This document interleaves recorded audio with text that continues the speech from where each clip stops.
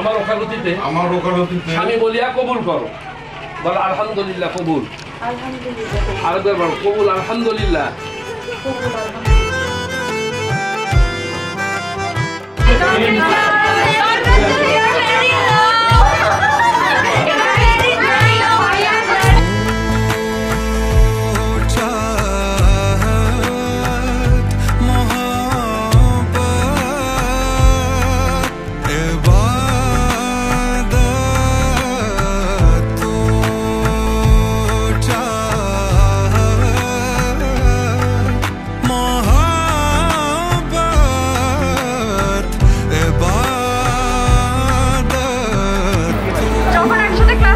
কথা ছিল পড়াশোনা শেষ করব, চাকরি বাকরি করব, দুজন বিয়ে করবো না, আমাকে রেখে বিয়ে করে ফেললাম সিঙ্গেল।